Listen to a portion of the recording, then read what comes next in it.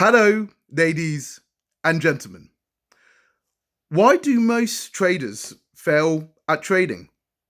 Well, that is a good question that has many different answers.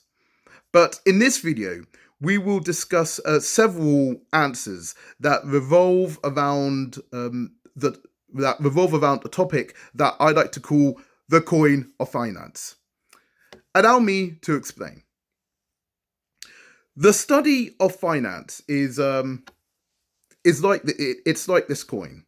A coin has two sides, and on one side is all about income, and the other side is all about wealth. Now, usually, issues regarding income tend to be more urgent than issues concerning wealth, and that's because every month we all have to pay our bills. However, people tend to interpret the urgency of income issues to mean that the principles of income are more important than the principles of wealth. But that's not true. In fact, when it comes to building wealth, either through trading or investing, problems start to materialize when you try to use the tools of income within the realms of wealth. So let's discuss how most traders fail at trading via the forced application of income ideas to financial trading. And we will begin our discussion with a very simple question. What is income? Well, for most people, income is the regular receipt of money in exchange for a regular activity, such as going to work or running a business. Now, this definition is completely meaningless when it comes to financial trading. And that's because when you trade the markets, you don't make money by performing a regular activity. Instead, you make money by when the right opportunities present themselves to you. Now, in order to earn an income via an activity, usually you need to be good at the activity in question. This means that in general, the more time you spend on the activity, the better you become and the more money you make. Now, this principle of proficiency can be applied to financial trading, but only in a very, very limited sense. I mean, the more time you spend on generating good trade ideas, the better you will become. But when it comes to actually sitting in front of your computer and trading various securities and assets on your broker's online platform, well, under those type of circumstances, the more contact time you have with the markets, the more money you will lose. This is because when the markets become your focal point, you end up conditioning your mind to accept the notion that financial speculation is all about price movement. This is a false premise. Whilst it is certainly true that price movement is an aspect of financial trading, it is probably the least important aspect of financial trading. In fact, if you want to become a good trader, then you need to concentrate on things like data interpretation, research, money management, trade management, volatility measurements, etc., etc. You also need to focus on opportunity analysis. And this is another one of those important differences between income and wealth. For you see, within the realms of income, most people gauge the viability of an opportunity by focusing on the reward, and normally that makes sense because most opportunities have a primary reward and at least one secondary reward. For instance, suppose you had an opportunity to buy a big plot of land.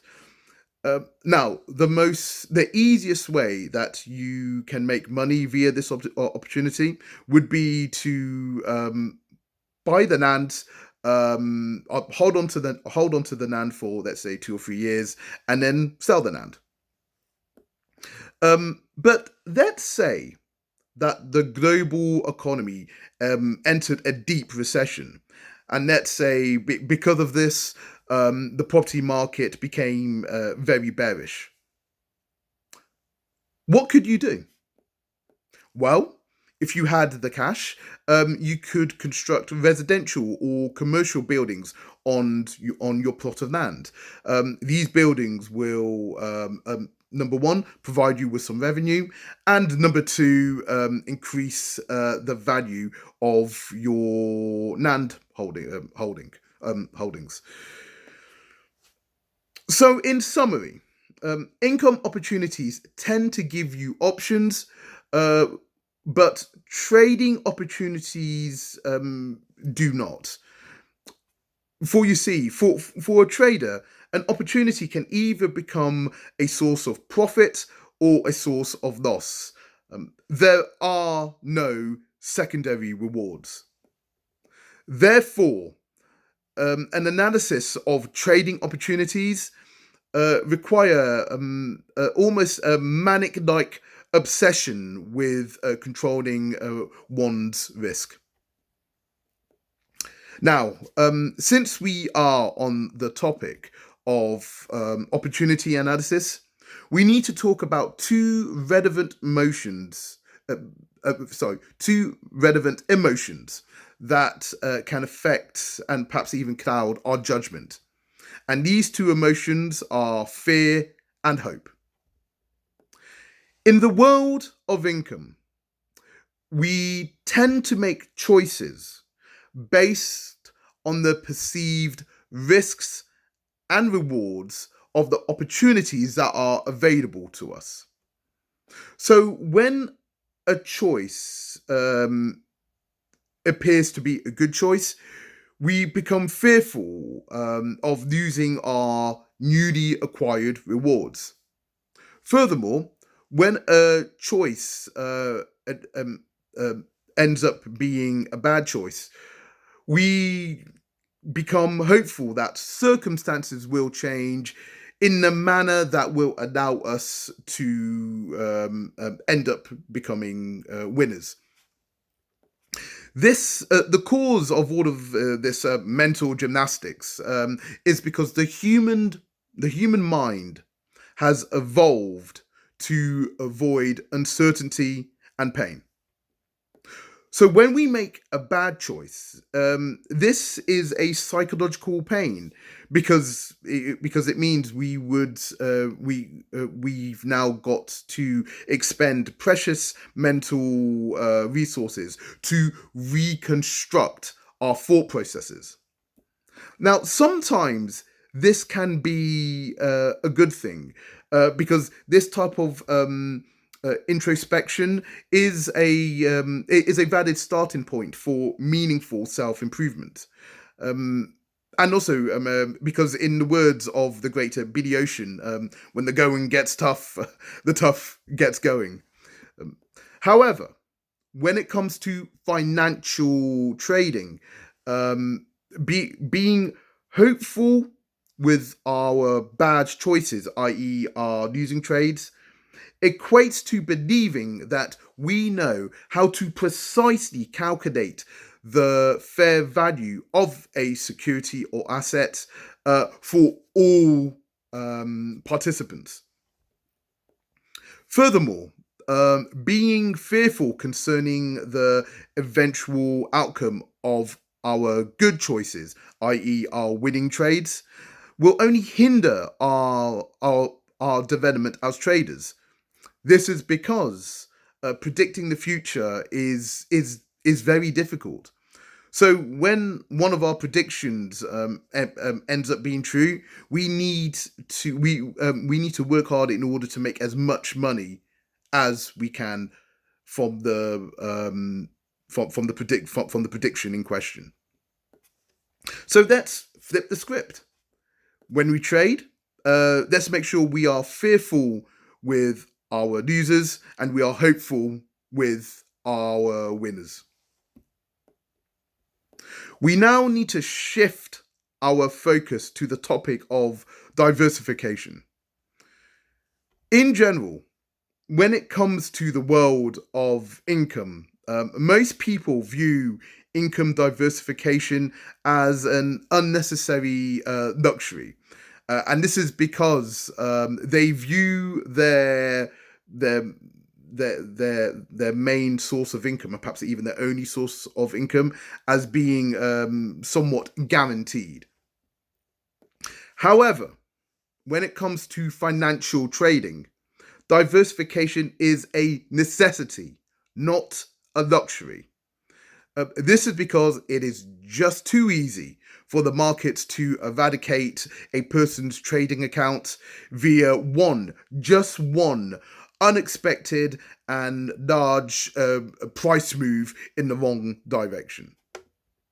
However, the key is to make sure that you diversify, that not too much and not too little. For more information about this important aspect of financial trading, please refer to Rule 4 of my video titled, quote, Trading Rules for High Stakes Traders, end quote. I will leave a link to the video down below. Before we conclude this video, we briefly need to talk about something that I like to call skill segmentation. Within the realms of income, different people are good at different things. I think Adam Smith referred to this as the division of labor. In fact, if you really want to boost your income, then your best bet would probably be just to specialize. But when it comes to financial trading, you've got to wear many different hats, especially if you're trading your own money.